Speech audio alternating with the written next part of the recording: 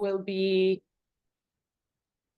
providing the introduction remarks, maybe just giving 10 more seconds for people to join so that we don't start without the quorum. And Sylvia, if you don't mind putting it in full screen, because we see the margins. Thank you. All right, once again, welcome everybody. My name is Claudia Ortiz, and I am the co-lead of the Technical Support for Climate Strategies in UNDP's Climate Hub, alongside my colleague Catherine Diambala, who many of you know well. I am delighted to be your moderator for today's session. This is one new session of the NDC 3.0 series, where we aim to provide countries that are developing their NDC 3.0 with the tools and information needed to make this journey easier and drive as much possible quality and ambition into the NDC process.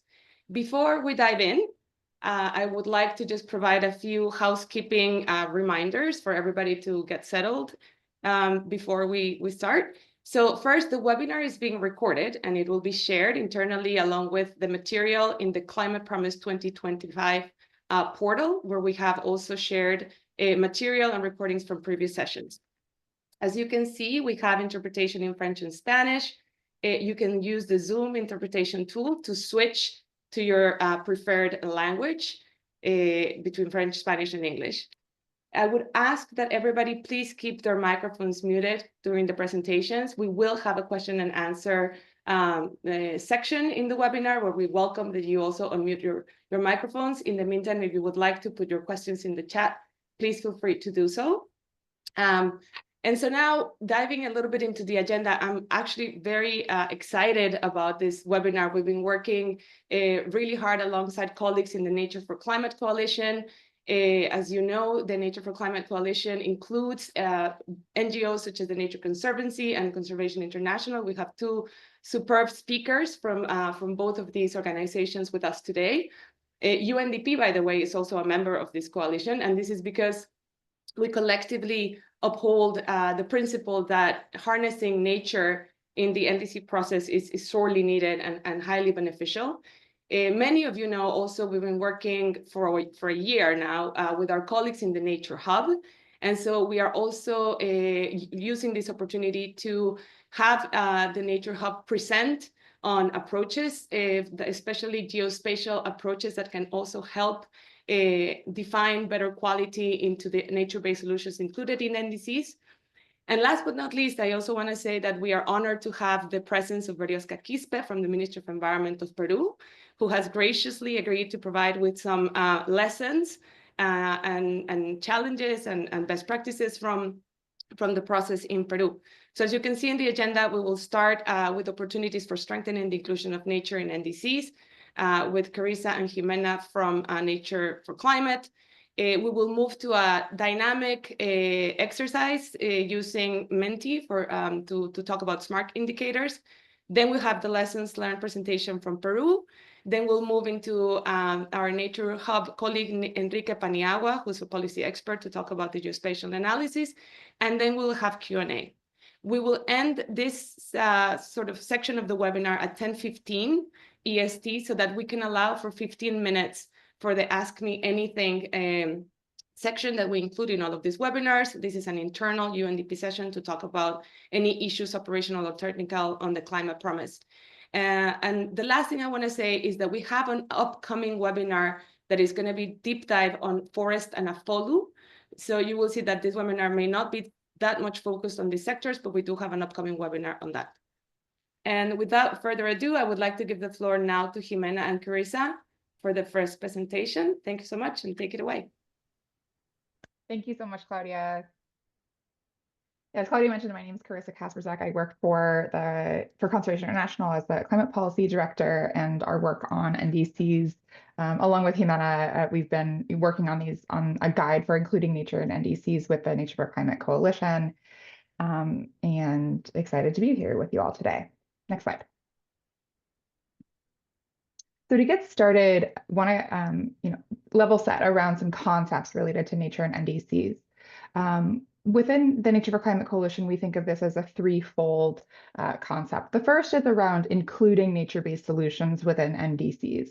But there's also the idea that we need to maximize co-benefits to nature and between nature and people, as well as minimize harm to nature through NDC targets. Also want to clarify, right, that nature and nature-based solutions are not limited to the AFLU sector. These can be applied across the whole NDC, across mitigation, adaptation, and loss and damage, and across different sectors. And there are some targets that you may see in the AFLU sector that are not nature-based solutions, such as biochar and bioenergy with carbon capture and storage. And finally, clarify around definitions, right? What are nature-based solutions? The UN Environment Assembly has defined this, and this is what the UNFCCC uses as their definition of nature-based solutions. You see the full kind of definition here. This is actions to protect, conserve, and restore and sustainably manage either natural or modified ecosystems. This is addressing social, economic, and environmental challenges, and providing human well-being, ecosystem services, and biodiversity benefits. So it's quite a broad suite of benefits and solutions that nature-based solutions are providing. There's also the IUCN definition in IUCN NBS standard. This is very similar to the UNEA definition, but the standard is really useful for practitioners and people thinking about using nature-based solutions because it goes into a lot more detail, and especially around how to apply and deploy nature-based solutions. Next slide.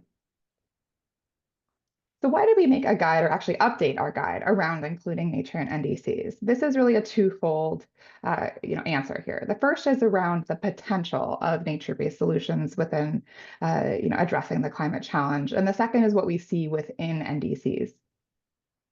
So we all know that nature-based solutions, and especially within mitigation, they can provide about a third of the solution needed to address climate change.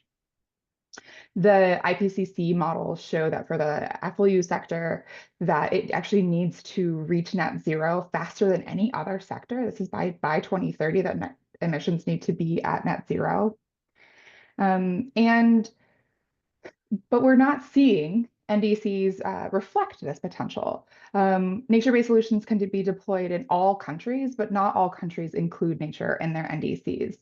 A good amount do. You can see here that 84% within the 2020 NDCs did include some measures around protection, restoration, or improved management of ecosystems and agroecosystems, even if they're not necessarily using the term nature-based solutions.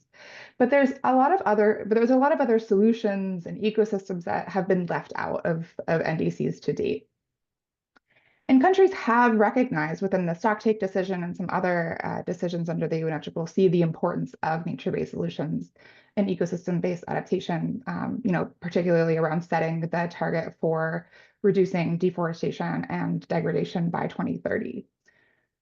So next slide. The Nature4Climate Coalition has updated our guide for including nature and naturally determined contributions. This is a full update, and it's much more comprehensive than the first edition. And we designed this as a practical guide for governments and civil society partners working on NDC 3.0s around these concepts of including nature in NDCs. And it is based on the latest science and these stocktake outcomes on nature that I mentioned.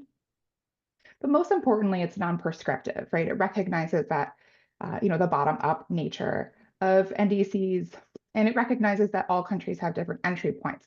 Some countries don't have nature in their NDCs. Some countries already have a lot of nature in their NDCs, but there are still ways that all countries can improve, different aspects of their NDC around nature. And so this includes best practice examples, case studies, resources, and tools to help countries along that journey. And it has 4 different sections. We're going to focus on 2 today. The first section is around preparation, things around preparing for a whole of government, whole of society approach, making sure that we have all of the data needed to produce robust nature-based targets. The second 2 that we'll be focusing on today are around target setting, for mitigation, adaptation, and loss and damage, as well as some cross-cutting considerations. And then there are some points around improving the implementability of NDCs as well as financing for nature. Next slide. So to get started with mitigation, right, there's a couple of points that we have in here around helping countries think through ambition. The first is whether or not either an economy-wide target or any sectoral targets are aligned with a 1.5 degree pathway. And recognizing the urgency, right, that as I had mentioned before, that the land sector in particular has to reach net zero globally by 2030. What's the domestic contribution of the NDC to reaching that global target? The second one is around making sure that nature-based targets are incentivizing more ambitious mitigation. And this can be through a variety of different pathways. This can be through reducing or sequestering more greenhouse gas emissions, but also thinking about ambition, excuse me, in terms of coverage. Are they covering all of the ecosystems? Are they really maximizing nature within their NDC? And thinking about coverage, right? Making sure that the NDC includes targets or thinks about each nature-based pathway in its target setting journey. And there are three main nature-based pathways. There's protection or conservation, sustainable management, and restoration. And the guide also goes into a useful tool that countries may need to use to prioritize target setting between these pathways, which is called the Natural Climate Solutions Hierarchy. And this is based on the idea that protection, management, and restoration each have different potentials for mitigation within each country context, the different costs, as well as different timelines. And the general conclusion of that hierarchy is that countries should first focus on protection, but that's the most immediate and least cost solution, then sustainable management, and then restoration as it's the most costly and takes the longest to reach its mitigation potential. But all three are equally important, and so just helping countries think through how to set targets for each pathway. And then finally around coverage, making sure that the NDC covers each of the country's key ecosystems and working lands or waters. We have seen to date that a lot of countries tend to be very focused on forest ecosystems, and that other ecosystems such as peatlands, grasslands, and wetlands have been less represented in NDCs to date. So really just thinking about all ecosystems and all lands equally for their mitigation or adaptation potential. And a good example of a country NDC that has included all three of the nature-based pathways is the United Arab Emirates within their coastal ecosystems. They have a protection target for that's aligned with a 30 by 30 conservation goal. They have sustainable management targets around coastal zoning and marine spatial planning, as well as restoration targets for planting mangroves and restoring seagrasses. Next slide. Some additional points around mitigation and some of these more holistic thoughts around nature and NDCs, not just nature-based solutions, is how nature is integrated across all sectors in the NDC. And so there's some points that the guide has to help countries think about nature within not just agriculture, forestry, and other land use, but also energy, urban areas, infrastructure, food systems, waste, and all of them.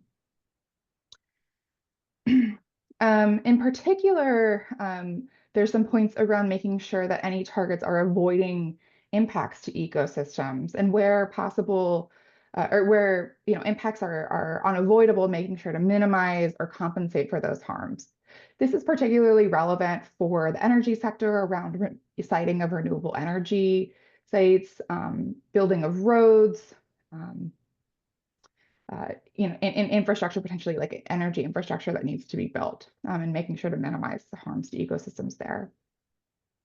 And then particularly within the energy sector, prompting countries to think through any targets that they would have related to biopower or biofuels, to consider life cycle mitigation assessments of those feedstocks, making sure that we're not disturbing intact carbon stocks, that we're not hindering biodiversity conservation efforts, and that the targets are still consistent with reaching net zero emissions from the FLU sector by 2030. Some examples from NDCs we have in Brazil's NDC, they point to a green and resilient cities plan that considers integrating nature-based solutions into sustainable urban development for both the carbon sequestration benefits as well as urban resilience. And then within the Malaysia NDC, they think about the role of nature within water systems, using nature for things like rainwater harvesting, groundwater recharge, and recycling, as well as making sure that the water infrastructure isn't harming sensitive ecosystems. Next slide, and I'm pass it over to Ximena. Thank you, Kiryssa. Hi, everyone. So some of the recommendations that the guide provides on adaptation really revolve around one of the latest updates at the international space also when it comes to adaptation, which is the coming up with the UAE framework for global climate resilience. So as probably many of you are aware, this is a framework that was developed to collectively be able to assess progress towards the global goal on adaptation. And the framework proposes dimensional and thematic targets to assess progress on adaptation at the global front, but it really can also be a very valuable tool to guide the type of targets that we recommend seeing and reflecting also on the NDC. When it comes to dimensional targets, it suggests for countries to really consider to what extent they are undertaking all the phases of an adaptation planning cycle. So starting by understanding vulnerability and risk, then planning, then implementing actions, and then monitoring, evaluating, and learning. So this is a good framework to also think and reflect upon when you think on ecosystem-based approaches. And so really doing the assessment for each of the ecosystems that's present in a specific country and understanding to what extent you understand its current levels of risk, to what extent are planning policies and instruments already in place, to what extent are there implementation actions on the ground happening with that specific ecosystem in mind. And by reflecting upon this, you'll be able to identify perhaps some gaps that could then be included in the NDC to make sure the ecosystem is being reflected on the NDC. So just to provide an example, it could be the case that when it comes to coastal and marine ecosystems, if you could click, you'll see an example from Belize. It could be the case that a country recognizes that it perhaps doesn't have sufficient information on a specific ecosystem. So the NDC could be an opportunity to at least start by identifying and setting targets related to strengthen the information available. It could be the case that a country already understands its risk on a specific ecosystem and already has some sort of planning instrument, like a specific blue carbon strategy, for example. And if that's the case, then the recommendation would be to set targets to advance towards implementation. So that could mean already setting targets related to the amount of area of hectares that you want to restore. So this could really is a really valuable framework to start thinking and identifying ways to maximize the inclusion of nature-based solutions within the adaptation sections of your NDC. If you could please pass to the next one. Yeah, that's an example of Belize's NDC, where you'll see that across the coastal and marine ecosystem space, there's different targets that have been included that cover different stages of the adaptation planning cycle. So there's actions that have been incorporated to strengthen the information available around risk, but then there's also actions that are specifically more around implementing some concrete actions, like specifically restoration of 2,000 hectares of mangroves.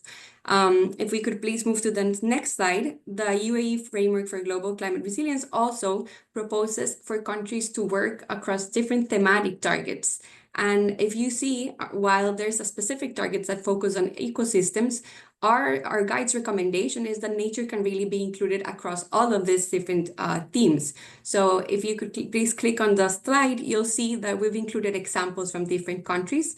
So for example, Mexico in its previous NDC, already within the cultural heritage component of its targets, it mentions that natural assets as critical components of Mexico's cultural heritage that have to be protected, restored, and conserved. Within infrastructure, as Kiryssa was saying, for example, there's good opportunities to include green infrastructure and actions such as increasing urban tree cover as actions that could be included potentially within infrastructure-related sectors. When it comes to health, Uruguay is a good example of considering environmental health indicators within the health sector of the NDC.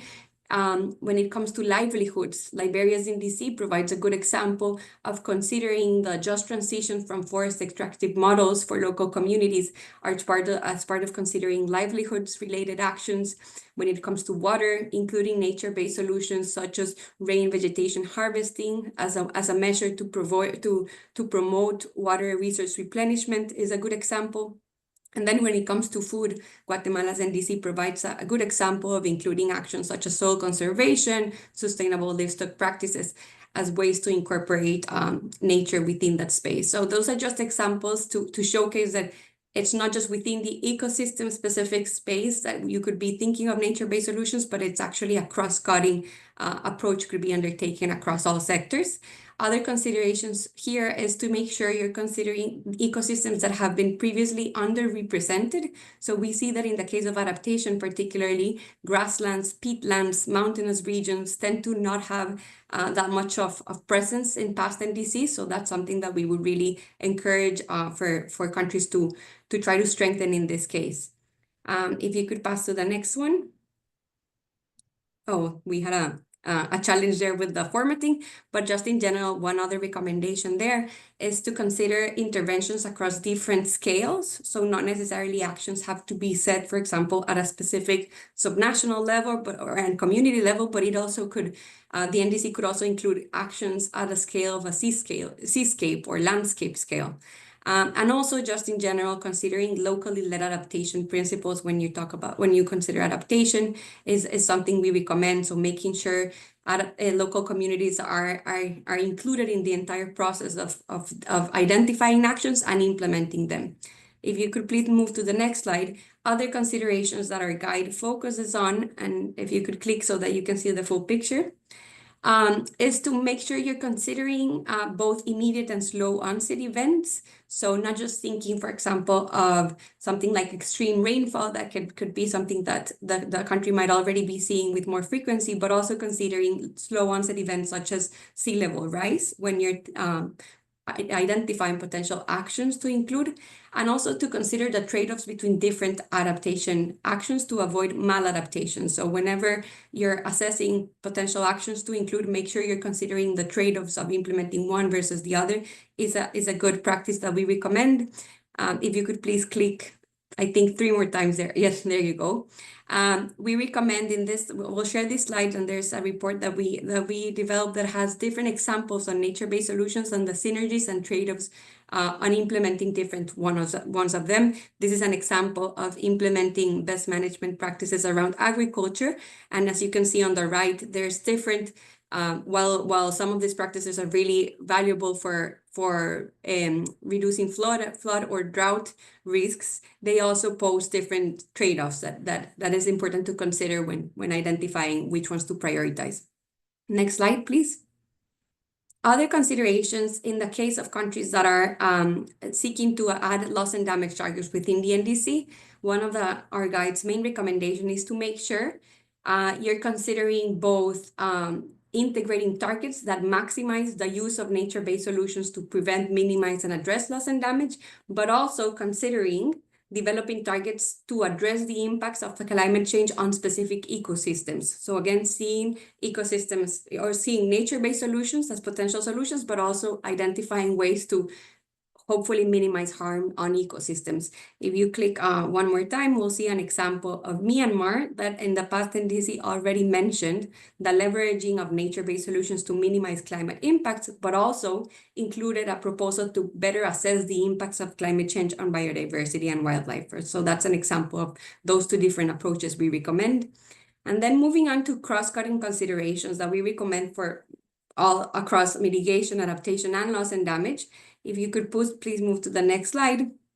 Some of our recommendations that our guide includes have to do, if you could please click a couple of times, there you go, making sure you're considering synergies across mitigation and adaptation, and then across different planning instruments that countries might have in place. So considering as you work on the NBSAP, or if you already presented your NBSAP, doing an exhausting revision of targets in the NBSAP that could have potential synergies with NDC targets. It's a practice that we recommend, as well as with other planning instruments such as development plan, sectoral planning instruments, and other development planning processes. If you can please click a couple of times, you'll see, for example, we added the case of Costa Rica's last NDC, which, as you see on the right, even mapped within the different targets, how they contributed to different agendas, such as the Sendai framework, land degradation targets, but also SDGs. And this is a good way to then start maximizing those synergies across instruments. The other cross-cutting recommendations that we have in the guide, one of them has to do with inclusivity in how you set targets. So if you could please move to the next slide. We really recommend for you to consider, and yeah, sorry, we could click a couple of times. I think we're having a problem there. There you go. So by applying just, equitable, and rights-based approaches as you engage in target setting, this is a good way to make sure you're considering especially the most vulnerable populations as you set targets, and to the extent that you could zoom in and set specific targets to address some of those specific needs that the most vulnerable populations might have is something that we really recommend. As you see on the right, those are different examples of specific targets that have been focus specifically, for example, on women, on indigenous peoples, on persons with disabilities. So those are examples to really promote and encourage doing targets that really address specific populations. And then the last consideration, and here we'll do a small exercise with all of you, is to ensure that you, to the extent possible, try to work on targets that are smart. And what do we mean by smart? If you could please click one more time on the slide. When we say that targets should be smart, we mean that they should be, to the extent possible, very specific, measurable, attainable, relevant, and time-bound. So in many cases in the past NDC, we see targets that are a bit vague. They might not have a specific number around it, or it might not specify who will do the action or in what time frame. So that really then makes it hard to monitor the NDC. So for example, looking at targets that perhaps say build capacities, but do not specify the capacities of whom, of how many people, on what specifically, in what time frame. Those are examples of types of targets that we really suggest for them to be more specific. Or even in the nature-based solutions case, sometimes we just see targets that mention implement nature-based solutions, which when it's so broad, it's really hard to track and to also make sure that those targets are implementable, are easier to finance also for for different organizations to be able to finance them. So to the extent that then we could be more specific around what nature-based solutions are we talking about? As Kiryssa was mentioning, are we talking about protection, restoration, sustainable management of what type of ecosystems? What's the specific amount of hectares, for example? That level of detail can really make a difference then in the level of implementation. So that's our last encouragement there. And so we're gonna add in the chat a link to a Menti board. You can see it right now on the chat. So if you could all access. Let me just interrupt you really quick. We're running a little bit behind schedule. Okay. So we can do the Menti, but just to say maybe if we can do it in like 3 minutes or 5 Perfect. minutes, because I would like to give the floor to Berioska soon as well. Super. So if you see the link that we just sent, and I'm gonna reshare it in the chat, you'll see that we've added a suggestion of an initial target. And if you could share examples of how, I'm trying to share my screen. There we go. And we invite you to share examples on how you would recommend for the following target to be strengthened. Starting point is strengthen local communities' capacity to implement nature-based solutions. So we've added in the chat, I think, already the link. So if people could provide suggestions on how would you try to, what would be suggestions on how to strengthen that target to make it more smart, more specific? Could you think of ways perhaps to make the nature-based solutions part more specific? Could you think perhaps of adding a specific quantitative number? And if you want, you can provide a specific example of how would you reframe that starting point. Add specific actions to achieve it, define which communities, how many household participatory approaches, add metrics exactly. If anyone wanted to even give it a try and even do a hypothetical reframing of that target, that would be great. If you could even add, what would be your suggested target? How would it look like? And we're seeing specify which nature-based solutions, how many people or communities will be reached, include farmers' field solutions, try and imagine a real solution, time, finding ways of understanding indigenous practices, what's the target for. Okay, yes, those are all great examples, and exactly that's the case. So if the starting point was strengthen local communities' capacities, perhaps we could say strengthening the capacities of an X amount of communities. That could be a good way to make it more specific, right? For example, are we talking about 20 communities or how many people, right? We could even add a number specifically to the amount of people that we're hoping to include. What does strengthen capacities mean? Perhaps it's a specific capacity building program. So maybe we could even reframe the language there. And then to the nature-based solutions part, instead of just saying to implement nature-based solutions, maybe we could say strengthen the capacities of 20 communities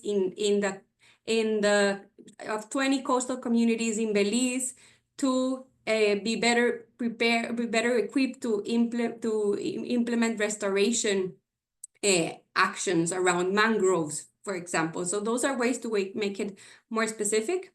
With that, I'll stop to share because of time, but we just want to say in the presentation that we just shared, you'll see that some of the examples that we included them precisely because they integrate nature, but they are not smart. So we would encourage you to, when you receive the presentation, if you want to take a look back, you'll find some that are good practices in terms of having specific numbers and more specific details, and others that perhaps could be strengthened in that case. I'm seeing a comment by Kendall suggesting strengthen the capacity of 20 coastal communities in Belize to be better equipped to implement mangrove restoration actions.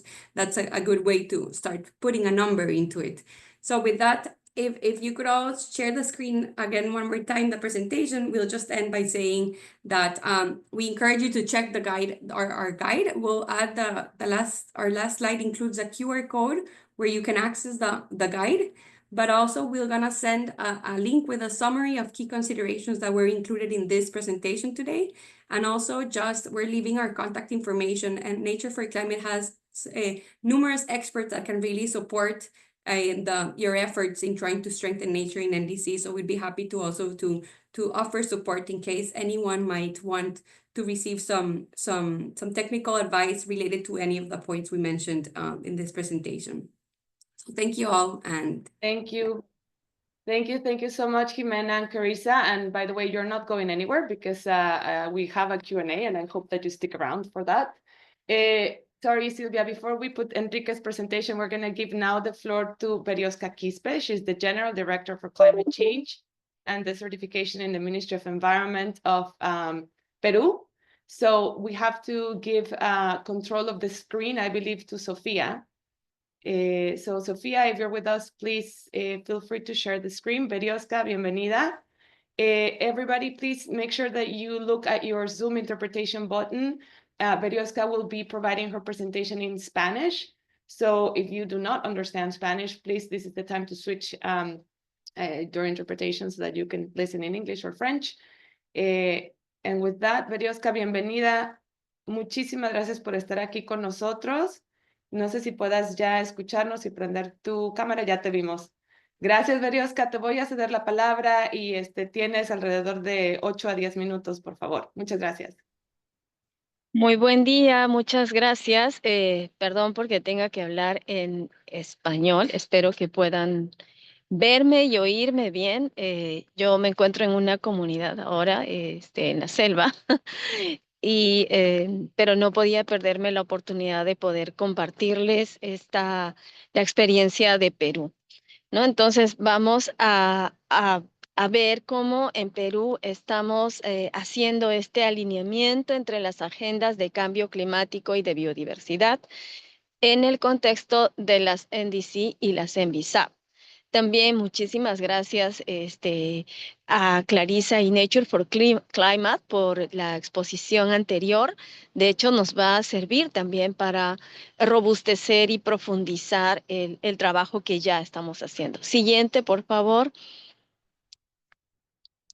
Para hablar un poco de contexto, y creo que lo han visto también en la presentación anterior, el cambio climático y la biodiversidad se encuentran estrechamente enlazados y además están,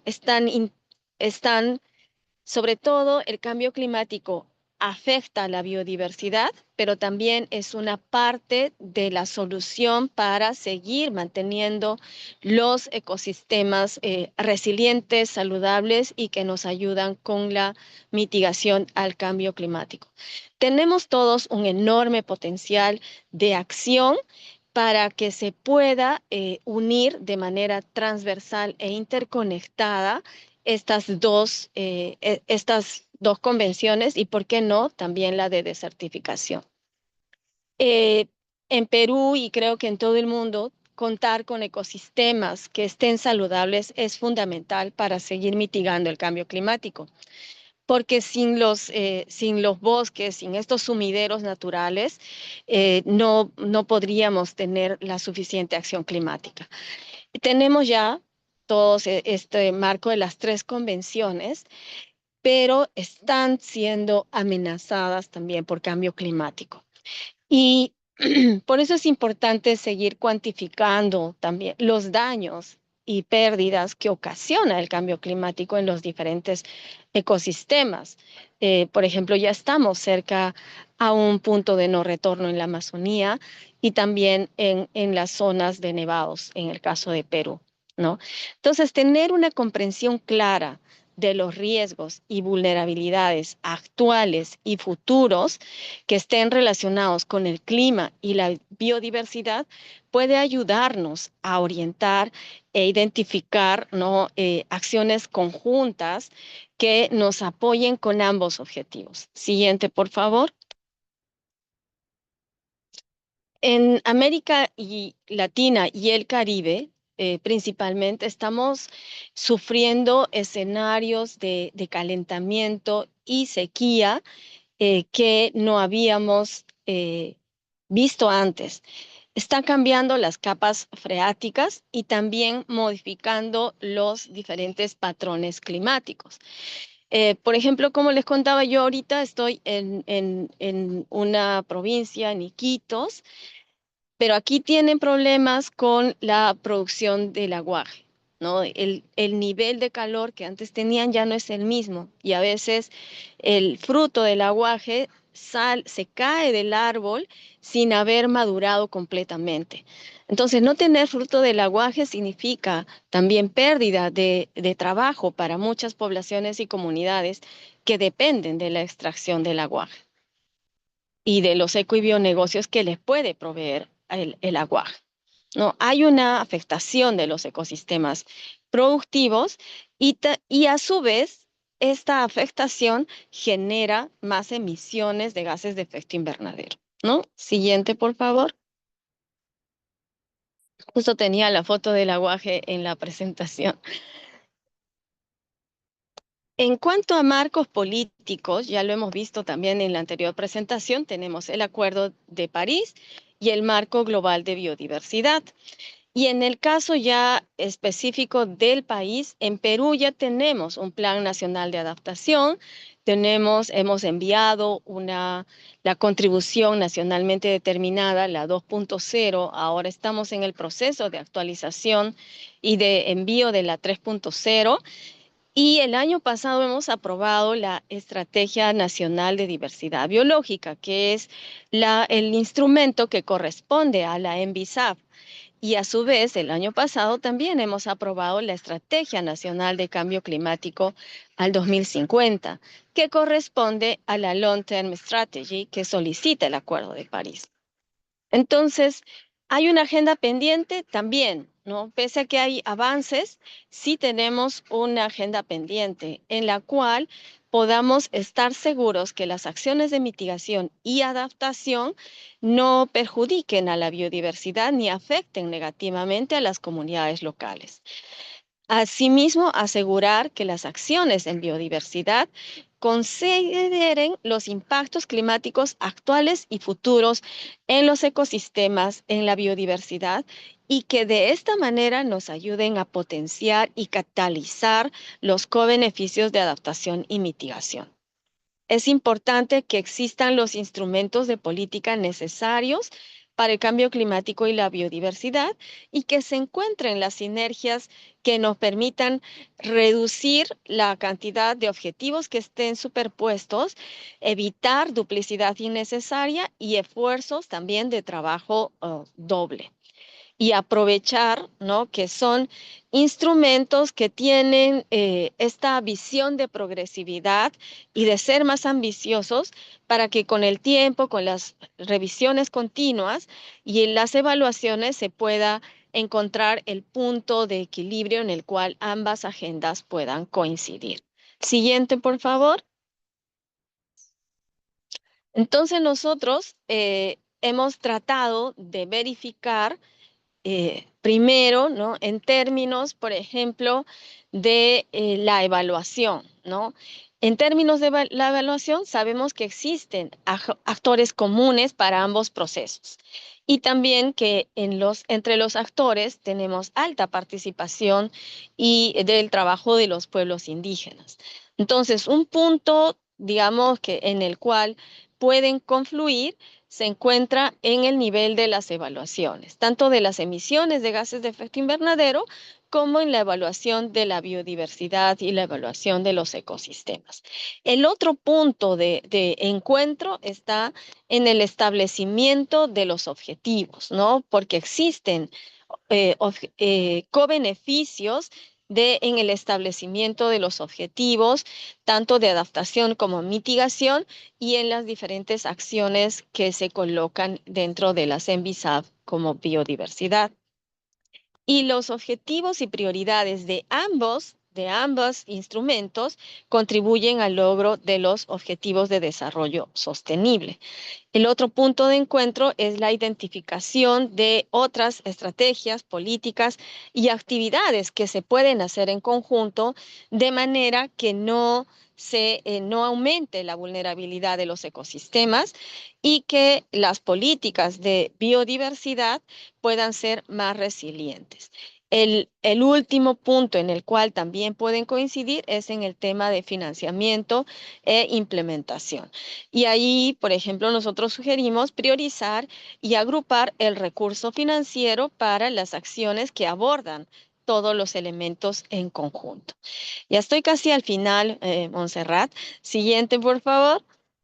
Entonces, nosotros, ¿qué hemos hecho? Hemos identificado cuáles de estas medidas, y ahora están más vistas como medidas de la contribución nacionalmente determinada, en las cuales ya existe esta sinergia entre la NDC y la NBSA.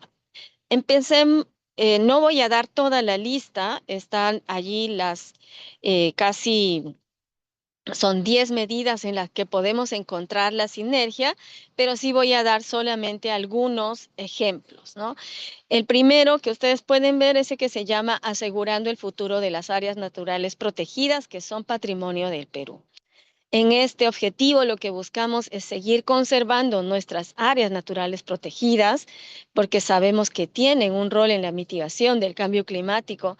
Hemos estimado cuántas emisiones se reducirían por seguir manteniendo estos ecosistemas en pie y por la gestión efectiva de estas áreas naturales protegidas, pero la forma en la cual se reportan las acciones en mitigación corresponden a los mismos objetivos que solicita el marco de Kunming-Montreal, ¿no? Que es en el marco de la hoja de ruta, la MET3, ¿no?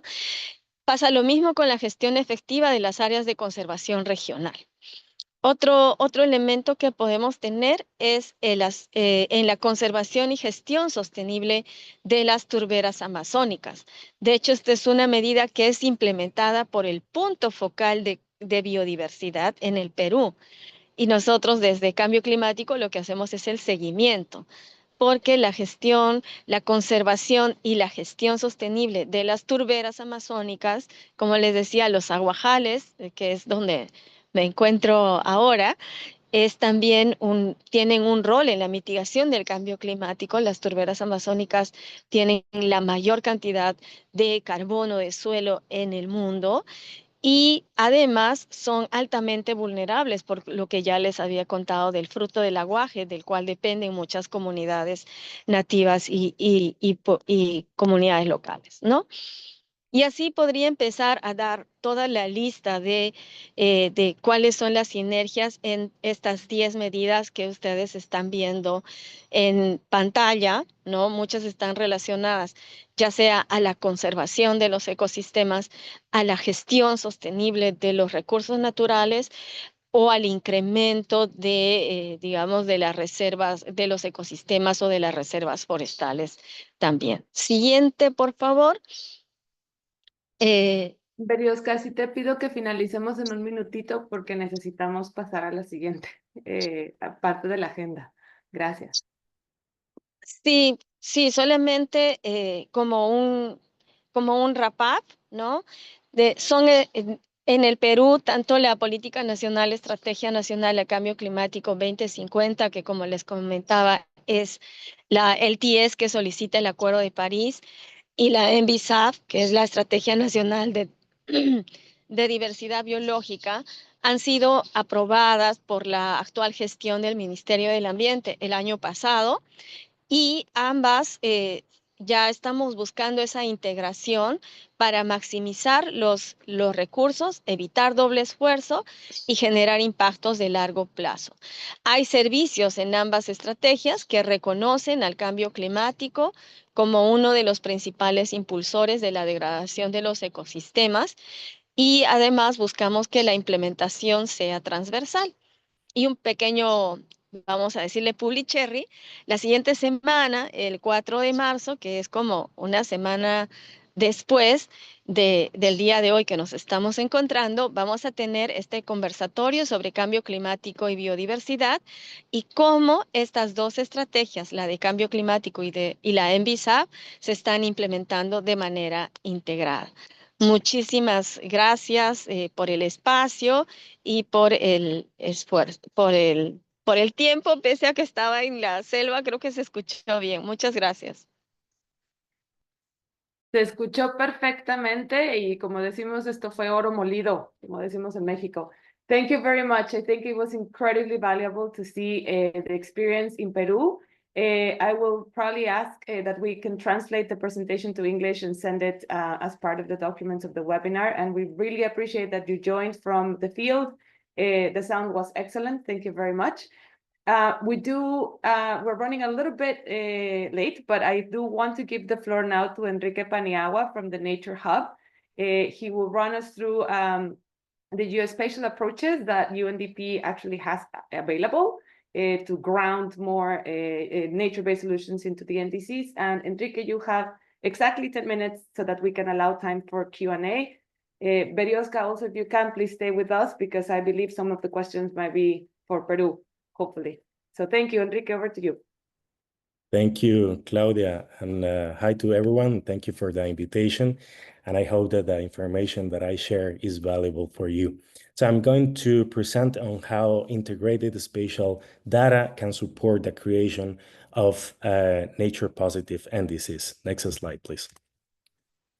So these are the contents. We are going to visit the UN Biodiversity Lab and the latest upgrades. Then I will introduce to you to the essential life support areas or the ELSA analysis.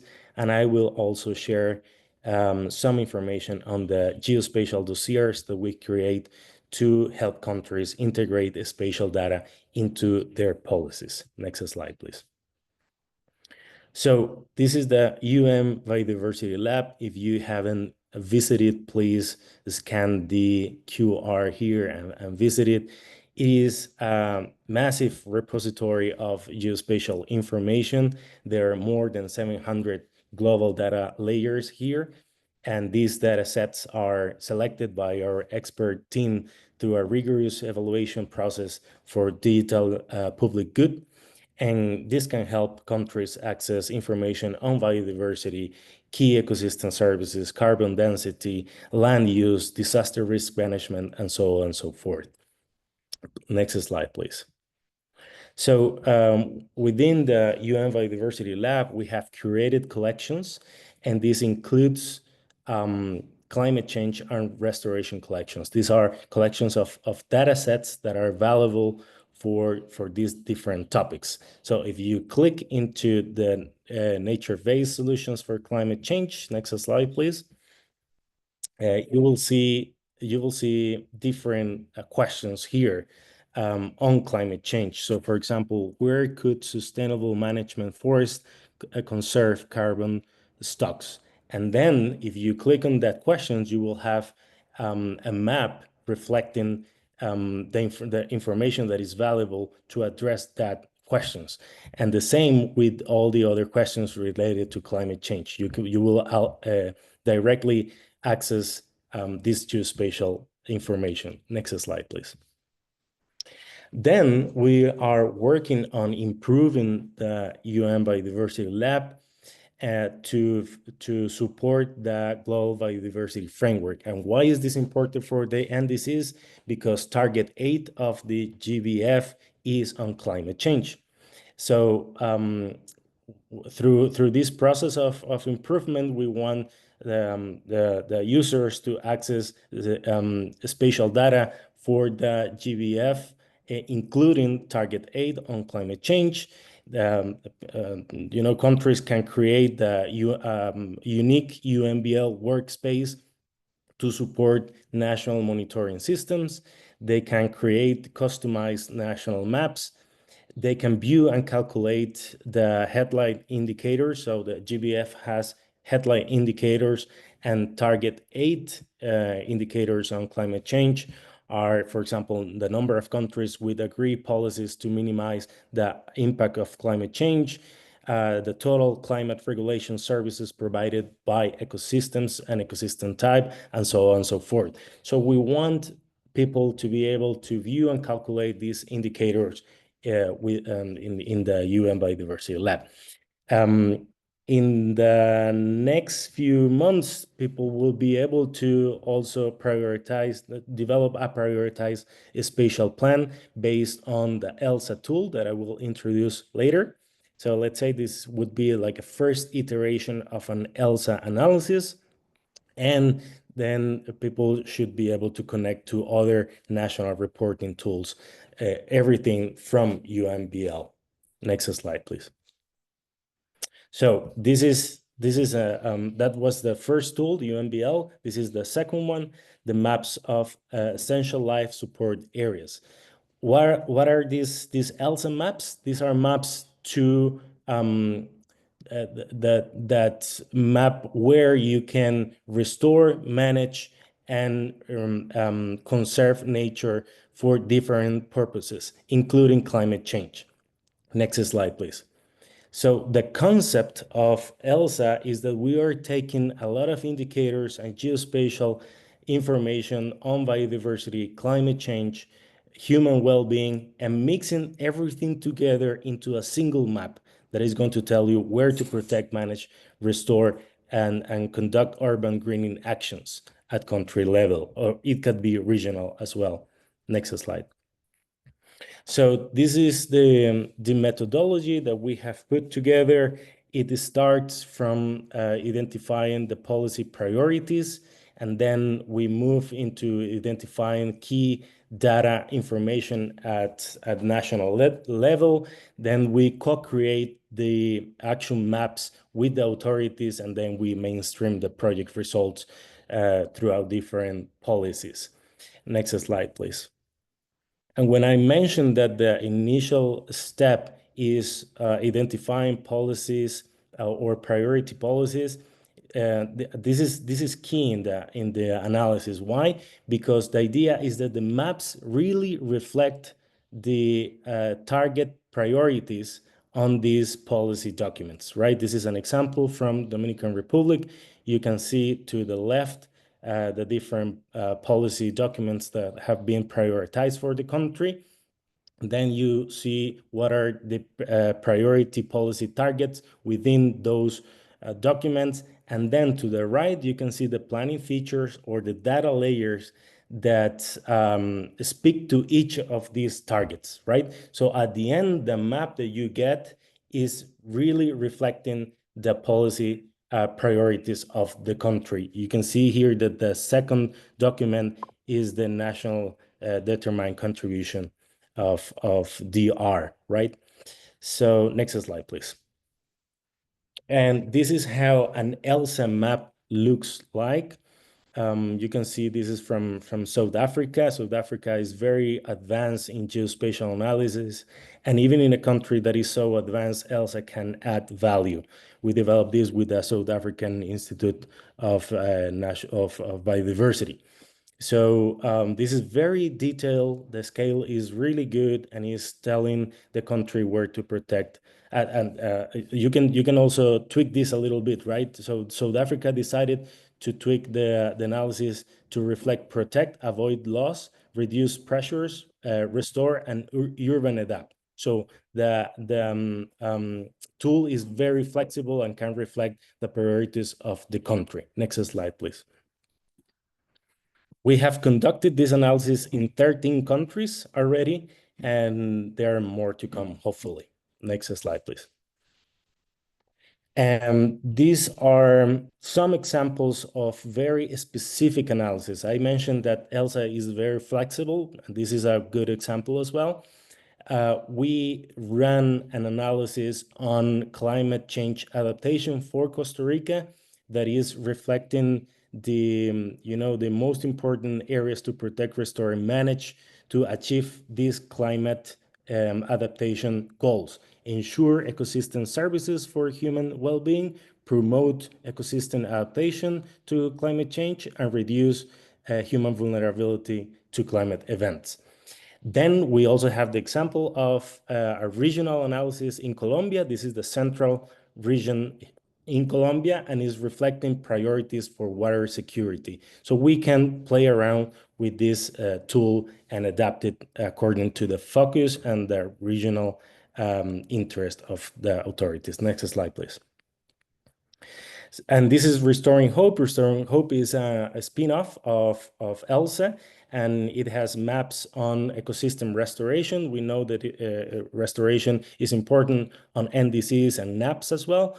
And this has indicators from UNCCD, CBD, and UNFCCC. It offers more or less 30 maps per country, and this identifies restoration priorities for nature, climate, and land degradation. Next slide.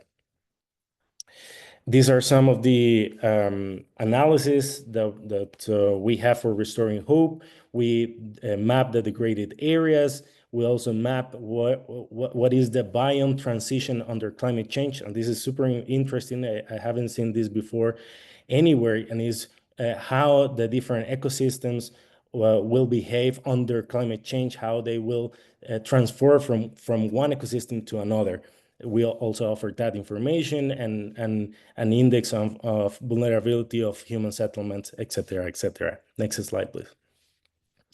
These are some of the results. We map the restoration priorities, and we even break down those priorities according to the FAO scale of restoration. So restoration, rehabilitation, recovery, et cetera, according to the country's needs. Next slide. And these are some of the spatial dossiers that we put together to help countries improve their policies. Next slide, please. We have the restoration dossier, putting together all the geospatial analysis and also a policy analysis and the ecosystem restoration challenges at country level and so on and so forth. Next slide. We have a Nature4Climate briefing analyzing the potential of nature-based solutions to achieve climate mitigation. We bring to some information from the Nature4Climate Coalition here as well. Next slide, please. This is how the geospatial information of these briefings looks like. You can see here the mitigation potential for Sri Lanka. Next slide.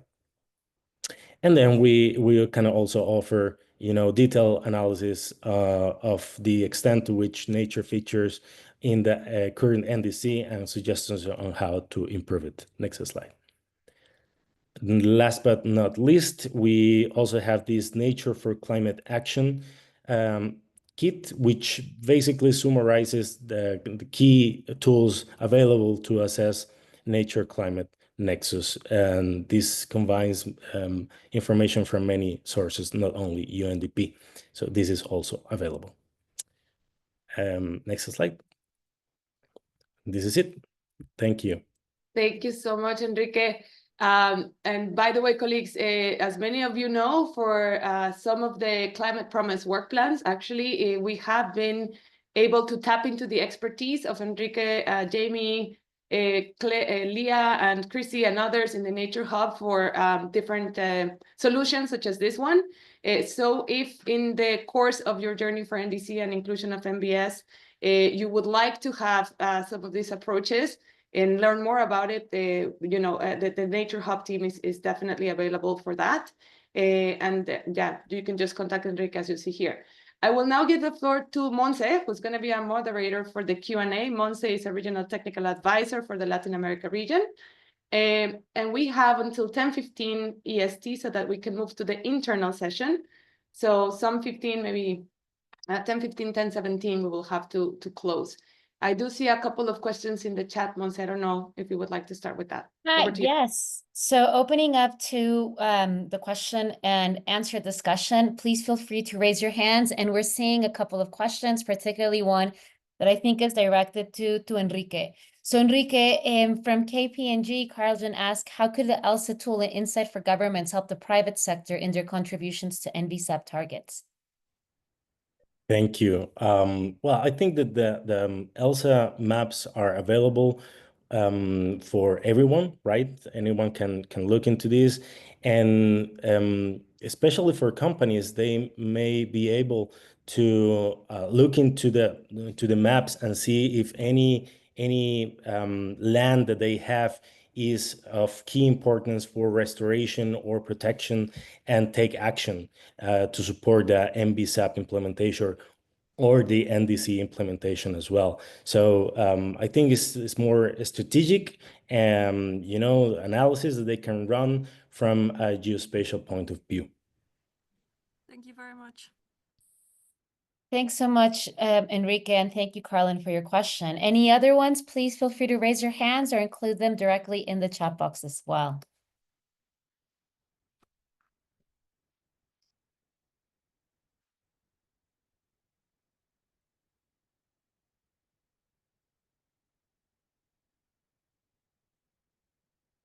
So I think, I'm not really seeing any hands raised. If you have, and I'm not maybe seeing that, please feel free to step right in. Oh, here it is. Kathy, please go for it. Yeah, happy to break that as well while others think about their questions. Kathy here from BirdLife International. I lead our policy on climate and energy. Also want to give a big shout out to Kiryssa, Ximena, and others who worked on this guide last year. It was an absolutely fantastic collaboration across the coalition. I guess my question is, I think it was really interesting presentation around the UNDP tools. Curious, obviously many of, for example, Nature4Climate Coalition members, we have different tools for different stakeholders. For example, some of us collaborated on IBAT, which I'll put the link in the chat, which is kind of quite a popular tool for private sector. So curious to hear from UNDP colleagues how you think different tools of different conservation NGOs have worked on. I guess want to hear from Enrique and colleagues how you think these could join forces with ELSA and other tools that UNDP has. I think I'll put two examples in the chat as a reference. IBAT is, if I get the name wrong, don't blame me, but I think it's the integrated biodiversity assessment tool. And then we also have Apestegui that help MDBs and governments to assess essentially avian sensitivity mapping for energy infrastructure projects. So curious how you see all these two can really support ELSA and other tools that UNDP has, so that we support each other instead of having kind of various tools that confuse governments. Thanks. Thanks so much, Kathy. I don't know if maybe Claudia, you would like to react to this question, or someone within the UNDP side saying it. But I think it's important. I think that you definitely mentioned something really relevant, Kathy, in terms of being able to create greater knowledge and awareness regarding these tools and how they can, and making sure that they are absolutely applicable to our own policymaking settings, and be able to be practical, and being able also to have a reservoir of this information to guide policy actions. I don't know if there's any other reflection on this. No, just a big thank you to Katie for flagging this. I'm definitely taking this to my science colleagues, and we will analyze it and see how we can, collaborate. Thank you. Claire, I see your hand up. Please go ahead. Yeah, thanks a lot, Monse and colleagues. And I don't know if Berioska is still connected, but I wanted to congratulate her for that excellent presentation. Really, it was really good to see from a government's point of view how they are doing this in practice, in real life. and actually, about the last question, I had more than a comment and a reflection. I feel that there's been a multiplicity of tools and methodologies out there, and I think that's the common challenge. How in this process of supporting countries updating NDCs and NBSAP, we can make a deliberate effort to integrate these instruments, to look at, to address any like inconsistencies or in terms of approaches and methodologies, and to make sure they are used at a country level, because I think that's the ultimate goal. And it would be really good to hear Berioska's reflection in that regard. Over. Berioska, Sofia, I don't know if you could also share some of your experience, how you were able to use the tools, and which tools are particularly useful for you, particularly seeing the extent of the work that you have been able to do, and what an incredible communications you've had between the biodiversity and the climate conventions at a national level. Hola, ¿qué tal? ¿Cómo están? Buenos días a todos y todas. En nuestro caso, como comentó Berioska, ahorita estamos trabajando en esta alineación de nuestras dos herramientas que tenemos. Podríamos mencionar las estrategias, por ejemplo, la Estrategia Nacional ante el Cambio Climático, que es la estrategia que ha sido aprobada en noviembre, y la otra estrategia es la estrategia de otra dirección, que es la de DGDB, pero esta estrategia, por ejemplo, está vinculada a diversidad biológica. Entonces, ahora lo que estamos buscando es que estas dos estrategias se alineen, se trabajen en conjunto, porque tocan temas que son transversales, ¿no? Entonces, les vamos a ir comentando estos avances, porque estas dos estrategias tienen una mirada a largo plazo, o sea, al 2050. Entonces estamos tratando de que este inicio pueda conectar estas dos miradas, porque no podemos trabajar de manera separada, y que, bueno, les vamos a compartir lo que mencionó Beri de este primer conversatorio, este primer diálogo de encuentro que vamos a tener de estas dos estrategias. Estamos buscando que los sectores en el Perú, que son el cambio climático, es un llamado a todos y todas, entonces los sectores también no solamente es medio ambiente, sino también la estrategia está vinculada al Ministerio de Educación, está vinculada al Ministerio de Trabajo, está vinculada al Ministerio de Producción, está vinculada también al Ministerio de Transportes, al de Agricultura. Entonces, este evento, por ejemplo, buscamos que todos los actores que tienen servicios en ambas estrategias puedan estar trabajando de la mano, y que nosotros, de parte de esta estrategia de la política nacional, estrategia de cambio climático, lo que buscamos es, por ejemplo, de que cada año podamos decir nuestros indicadores y cómo vamos avanzando, ¿no? Entonces, eso es, creo que una de las principales cosas que podemos compartir ahora. De hecho, tenemos, por ejemplo, la actualización de la NDC, también estamos trabajando en nuestra comunicación de adaptación, pero creo que por el momento eso es lo principal, ¿no? La carnecita que nos están consultando. Sofía, and I'm going to go to Spanish to continue this conversation. Creo que lo que mencionas también es un punto importante, porque no es solo las herramientas para identificar los indicadores y también muy interesante esta visión que entraron por la parte de servicios compartidos, que creo que también permitió, pero también algo que no hemos hablado tanto y que medio mencionó Ximena, que es la relevancia de generar espacios para compartir a nivel de política pública. Muchas veces los equipos no trabajan de una manera coordinada y se vuelve su propia barrera. Entonces, muy interesante cómo están generando este tipo de espacios de comunicación para tener una interacción mucho más estrecha entre los diferentes equipos y también tener esta visión de eficiencia. Entonces, por favor, comunícanos más de cómo vas avanzando, porque creo que este es un espacio interesante para muchos. Sí. Ahí sigue. Perdón, Sofía, contesta. Sí, quizás Gabriel va a comentar algo, pero quisiera compartir nuevamente el último slide de Berioska que presentó para que quizás puedan entender un poco cómo estamos trabajando desde el Perú. Un momento, por favor. Creo que está aquí. Entonces, este espacio que estamos buscando es... Un momento acá. Listo. Entonces, creo que ya lo pueden ver. Ahí está, perfecto. Entonces, nosotros, para darles un poco de contexto en esta parte, la política nacional ha sido trabajada, empezó en el 2021 la actualización y ya hemos terminado el año pasado, y es una política multisectorial, y la Estrategia Nacional de Diversidad Biológica también es una política multisectorial y se ha trabajado a nivel de diferentes sectores, por eso le decimos sectorial, por ejemplo, de diferentes ministerios. Y, por ejemplo, una de las servicios que contempla la Estrategia Nacional de Cambio Climático son un total de 64 servicios. De esos 64 servicios, por ejemplo, hay solamente 4, que es un ejemplo. El CERNAM es el servicio nacional que tenemos de áreas naturales protegidas. Entonces, ellos tienen a cargo, por ejemplo, 3 servicios. Y esos 3 servicios están vinculados con propuestas a nivel de territorio vinculadas, por ejemplo, a la adaptación. Eso es específicamente eso, ¿no? El IAC, por ejemplo, es el centro de investigación que es en temas de Amazonía y, por ejemplo, está hablando sobre turberas amazónicas. Entonces, y está vinculado a todo también de información y de conocimiento que nosotros necesitamos como país. Entonces, la estrategia busca también, la política nacional, la estrategia nacional de cambio climático, busca esa transversalización, ¿no? O sea, esta mirada.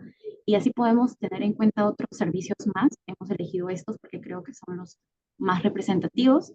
Y esos espacios que mencionas, Montserrat, son clave, ¿no? Entonces, este 4 de marzo estamos buscando que los actores, los y las actores de los puntos focales de diferentes ministerios, y no solo los ministerios, sino la cooperación internacional que está en clave para el financiamiento, puedan conversar sobre estas dos miradas, ¿no? O sea, porque no podemos seguir trabajando de una manera un poquito dispersa o desagregada. Entonces, la apuesta en este caso, en el Ministerio del Ambiente, es que al tener 2 estrategias aprobadas el año pasado, casi juntas, o bueno, en el mismo año, y que miran al 2050, o sea, a una mirada a largo plazo, puedan trabajar de la mano. Esto no quiere decir que sean perfectas, pero son estrategias que pueden ir mejorando y que nos pueden dar luces de cómo queremos seguir trabajando. Entonces, esa es la mirada que tenemos. Esperamos que este espacio pueda hablar sobre cuáles son los siguientes pasos en este primer año de implementación. Eso es una. El segundo son cuáles son los desafíos que tenemos para poder realizar esas estrategias. Por ejemplo, en la política hay servicios que queremos trabajar, entonces también demandan capacidad también técnica, entonces esas cosas también nos van a servir. Y nosotros en el Perú tenemos SINAPLAN, que es un sistema nacional de planificación, y no nos obliga, pero en cierta manera es parte de lo que tenemos que hacer al tener una política nacional, es dar indicadores. Entonces, estos servicios tienen indicadores y que van a ser medibles en cada año. Eso. Muchas gracias, Sofía. Thank you so much. I know we have to close. Gabriel had his hand up, and I just want to give him the floor. And after this, I will leave it to you, Claudia, to be able to continue. Thank you so much, Monse. I think we have to close now. Gabriel, if not, if you can put your comment on the chat, we can Sure, no respond, problem. and that Thank way you, we colleagues. can all All right. I have don't that hear information. Monse. Did you hear Monse? We hear Monse, Yes. Yes, we hear Monse. Yes. and we hear you too, Claudia.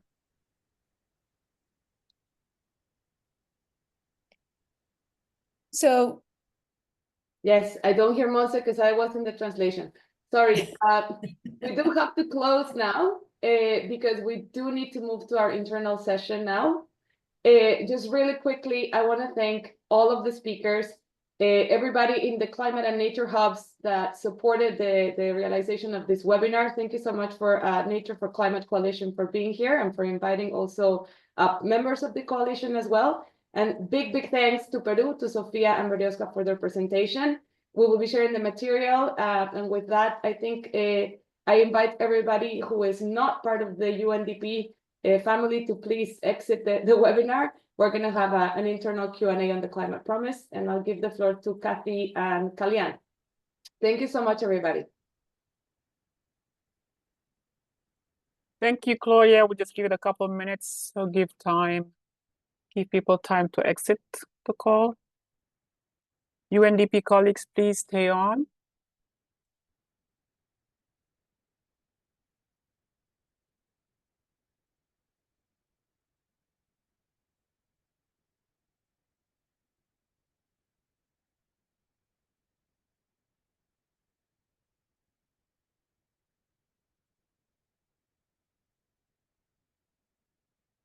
Great. I see the numbers decreasing. We are now 86 people. Okay, so we are going to move on to this internal space where we address issues on the Climate Promise 2025 in general. For this one, we'd have a short presentation regarding the review, the way we are organizing ourselves to review the NDCs. As you're aware, the official deadline was February 10th. Some countries have submitted NDC, very few countries. But between now and September, we will be getting a lot more NDCs. So we are trying to figure out how we provide technical review to these different NDCs that will be coming our way. So let me just quickly share my screen. Let me see if I have permission. I should. All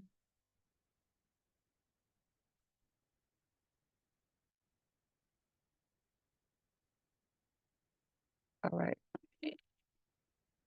Can you see my screen in full view, Yes, PowerPoint? Great. Yes. Okay, great. So let me move quickly to this so we can have time for questions on this as well. So we are going to this here. Great.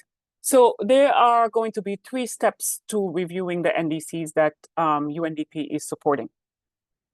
The first step is a quality review of the draft NDC. This is when the government has a first draft and sends it to us for us to provide review.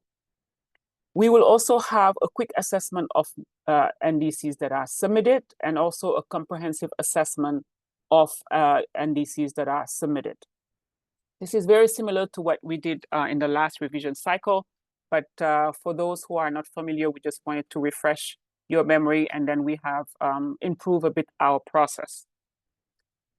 So first, the quality review of draft NDCs. So for this one, we have 2 groups of countries, and we will have different review process for each one.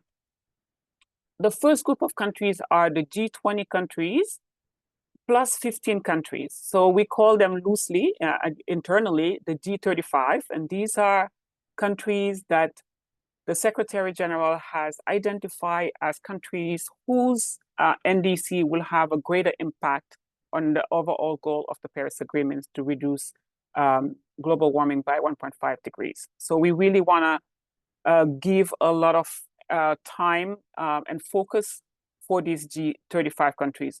We are not supporting all of them, of course. Most of them are developed countries that are doing their own NDCs, not with the support of UNDP. But for the countries that we are supporting, we will have a core team of reviewers, UNDP internal core team of reviewers, that will be looking at the draft NDCs when we receive it. When they look at it, they will look at the 1.5 degrees alignment of these NDCs. They will look at how these NDCs are responding to the GST outcome, especially related to energy and transitioning away from fossil fuel. And they will look at the NDC, the mitigation ambition. And they will use the NDC quality checklist, which we have shared with you before, to do this review. In addition, the country coordinators will provide input into these NDCs, as well as the thematic focal points. So adaptation, circular economy, energy, so the different thematic focal points that we have in the team, everybody will provide feedback on these NDCs. For the other countries, though, that are not part of the G35 countries, the country coordinators will provide feedback based on the quality checklist as well as the thematic focal point. So this review, this focus review is applicable to only those countries that are receiving support from UNDP on the NDC 3.0 preparation. But we have been receiving also the same request for review from countries that we have not supported. We've got, we received requests for 2 countries so far. We do not know whether this is going to be a trend or maybe it was just an exception. We will be willing to review them on a case-by-case basis, depending also on the bandwidth that we have. So country office, just to manage expectation with the government, please let them know that our review will take 1 week from the time that they submit the draft NDC to us. Sometimes we get NDCs and we are giving 24 hours, 48 hours to review. If we are in those situations, we cannot give a really comprehensive review. Once we review, we will send back to you the draft NDC with comment in track changes, as well as a summary of the gaps and improvement areas that you can forward to the government for their consideration. So that's the review of the draft NDC. So once an NDC is already submitted, we still want to review because nobody tells us that everything that we have suggested in the draft NDC will be taken up by the governments. They may take a few things here and there. They may ignore the whole thing. We have no control over that. But we want to know what is in the NDC once it's submitted. So for this review, the country coordinators will be doing a summary of the NDC. They will look at any reference to 1.5 degree alignment. They will look at how the NDC is responding to the GST outcome, any increase in mitigation adaptation targets, cross-cutting elements such as gender equality, youth inclusion, IPLC, and so on. Any information on costing and finance, and then the role that UNDP played in preparing the NDC, in helping the country prepare the NDC, and then the collaboration with other UN agencies and other partners. So this is a summary that we use for many different things, publication, for our database, for briefing notes, for reports to the SG, for EXO, and all those things. It is going to be prepared 7 days after an NDC is submitted. And we just get a brief summary. We're happy to share it with you if you are interested. So finally, the comprehensive assessment of a submitted NDC. This will be done. So we have, like the one I showed earlier is just a quick summary of what is in the NDC.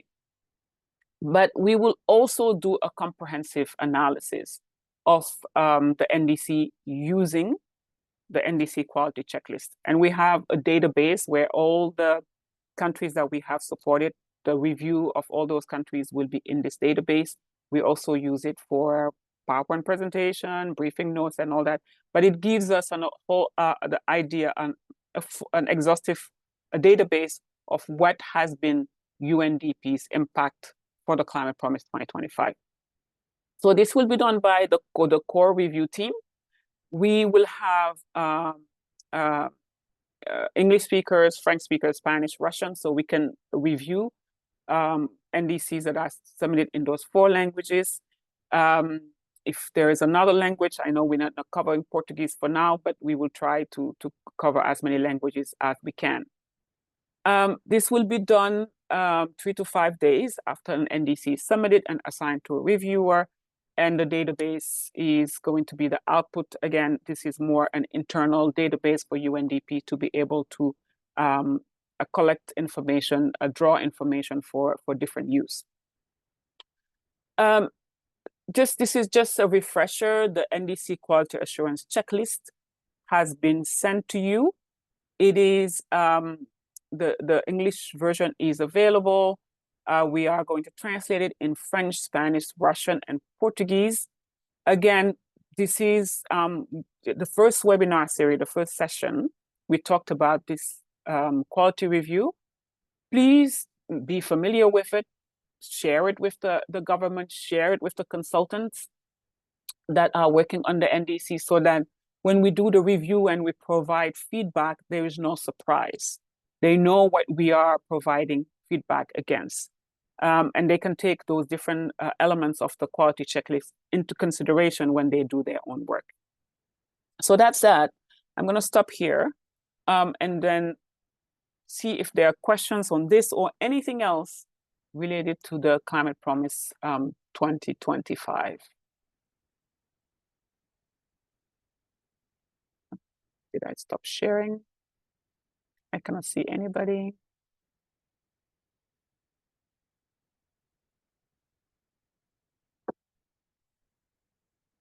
Okay. Question, I know I went fast, but I wanted to make sure we now have 3 minutes for any question on this. The full guidance on this has been sent to you by country coordinators, I hope. It was circulated last week. If you haven't received it, we will also post it on the material for this session.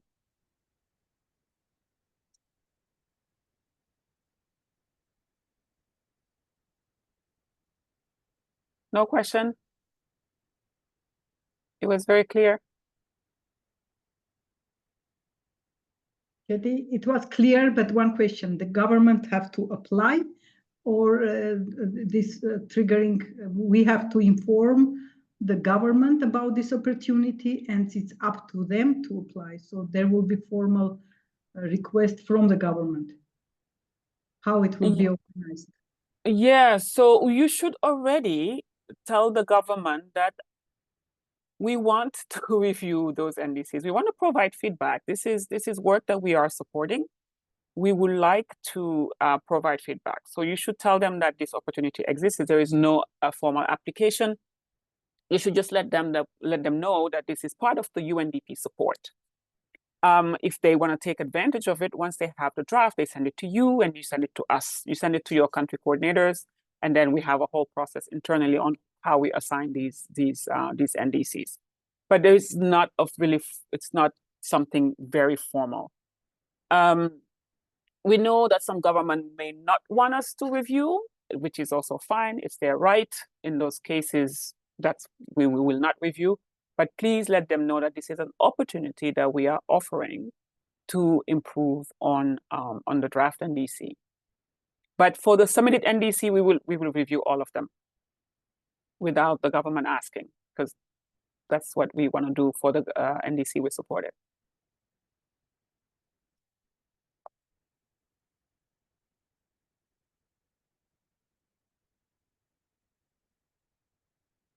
Anything else?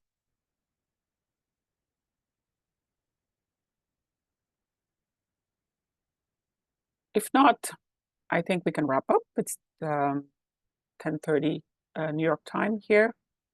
We've kept you for 90 minutes.